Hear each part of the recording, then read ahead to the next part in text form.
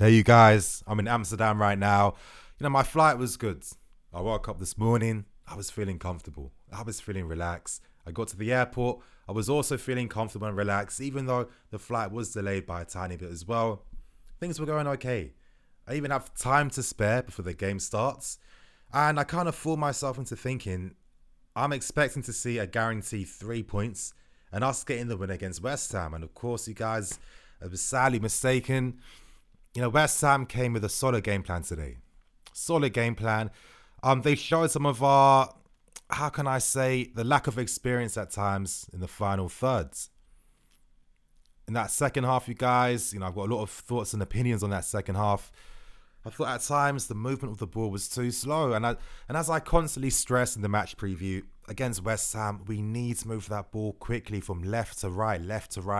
And it was something we rarely did against West Ham. But the times we were able to do that, we created dangerous moments and opportunities where you're hoping that if we're more clinical, we're going to get goals. You guys, so much to talk about in the match. I'll be speaking about the lineup section from Lampard.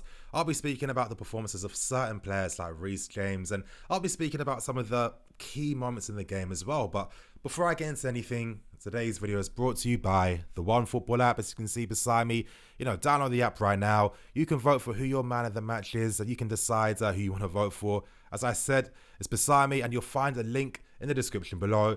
And I need to remind you guys as well, crazy Black Friday sales happening in the Club Mega Store. 25% off all items on the Mega Store. If you've been thinking about buying something from this season's wear, do it. Some good quality items for very good prices right now. Christmas is around the corner. On top of that, now could be the perfect time. If you guys want to get stuff, you'll find it below in the description below. Now, the first thing I want to talk about is the lineup from Lampard today. Now, we saw some surprises. I was happy to see Emerson and Reece playing in the same team together with Tomori and Zuma. That's a back four that I want to see play more. I want to see them gain more experience playing together as well. And I think there's potential with that back four. In midfield, things were interesting because Kante did not start in the game. Instead, it was Mason Mount, Jorginho and Kova. And in the attacking areas, Mason Mount, Pedro, Pulisic, and Olivier Giroud up front. Now, in my match preview, I mentioned the point that, against West Ham, movement in behind is going to be key. We need to create constant runs in between to, stretch that West Ham defensive line. And when you play with Olivier Giroud, they're the qualities you're not going to get from the player. Now, it's got nothing to do with him being bad. He just doesn't suit how he played. Giroud today, I thought he was very slow on the ball. He looked really rusty. It's quite obvious that he hasn't played games for a while, and it looked like he just wasn't in the game as much. On top of that as well, his movement was just too static. Way too static. Very easy for West Ham defenders to mark him and stay with him. And then it's like, how can you disrupt that defensive line? It's not going to happen. It's not going to work like that. And I just felt like he was on the periphery the entire game today. The entire game today was not the best performance.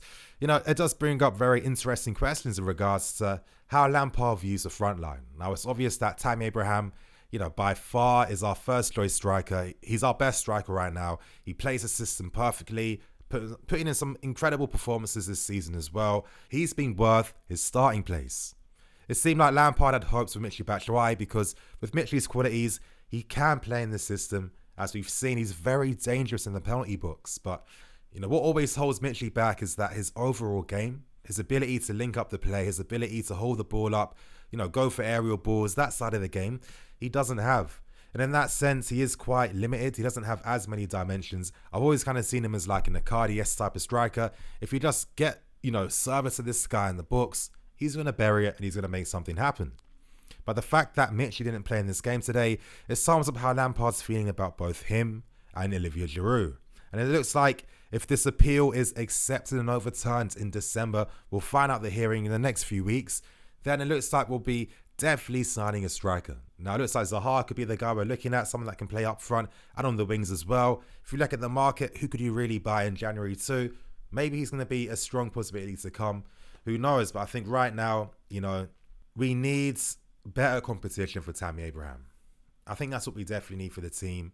Giroud was disappointing today, but it didn't surprise me, and I'm sure it didn't surprise any of you guys as well. Now, I know I'm moving forward a bit more, but just because I'm speaking about the striker situation, let's talk about Lampard's decision to play Pulisic up front. Now, I can understand why he did that, because he knows that Pulisic is going to keep the ball in those areas. He's going to play people in. He's not going to lose it easily. And that's one thing that Mitchell was really poor at against Man City. So I could understand it from that perspective. But I'm just thinking, if we're going to continue to play, crosses inside the box, I mean, what are we really doing? We need to find alternative ways to break down West Ham. But at the same time, games like this, hard games like this, sometimes you need that moment of brilliance, that moment of genius.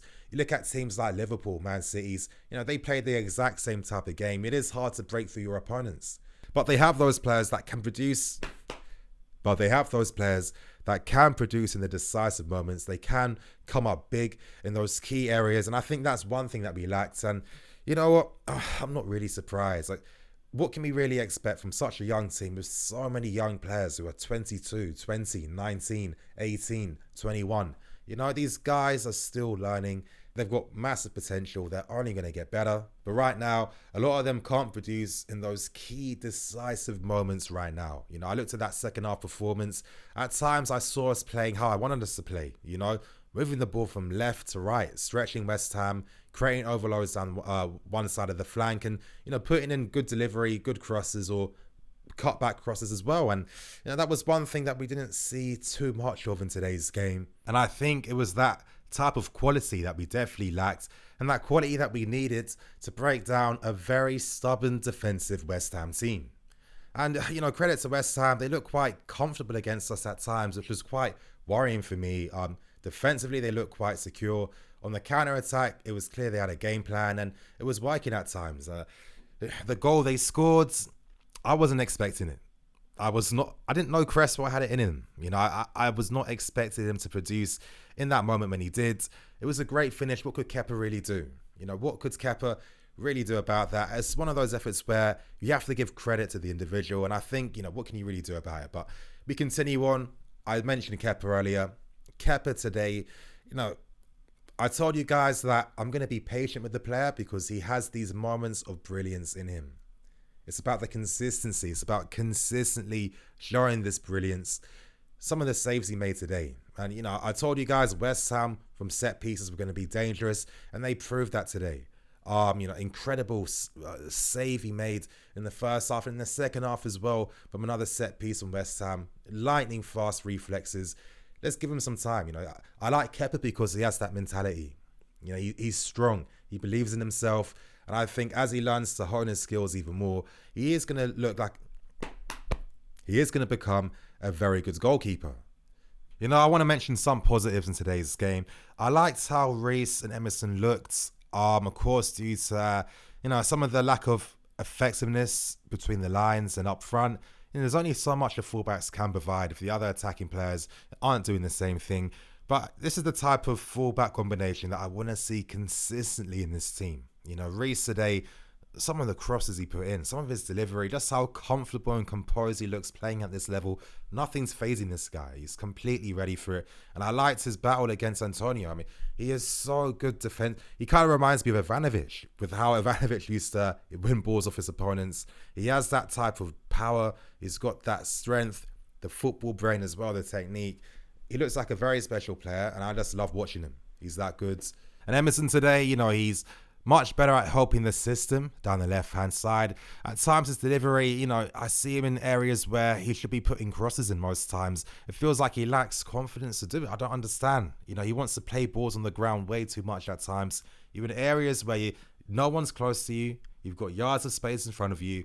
Put in a good cross. And maybe Emerson's just thinking, I don't really trust people to really do anything with the crosses. Because let's be serious, throughout this game today, so many, low effort crosses into the box. Very easy for West Ham to defend against. So I can understand why Emerson would have been reluctant to add to that type of, systematic nothingness. But anyway, continuing on, you guys, ultimately, we weren't as good today against West Ham. I think Lampard should have made the decision to just stick with Mitchell up front. Even though he hasn't been as great, at least provides that threat inside the box that Giroud just did not have at all today. You know, it was not there. And I feel like if we had Mitchell where, you know, in key moments where Giroud should have been scoring goals, I feel like Batshuayi would have done much better. And I think against Premier League opposition where there's a bit more space to play in, I think it kind of suits him okay. So, I don't know. I think I understand why Lampard's made that decision because Mitchell didn't deserve to play, understand, but just for the system. You know, Giroud he wasn't there. It was like we were playing with 10 men in the entire game. From here on, you guys, you know, things are going to get difficult. You know, most times during the Christmas period, you know, games coming thick and fast. It's going to be a real test for such a young team. You know, we play such high intense football. Training's very intense as well. Could they feel the fatigue in this period?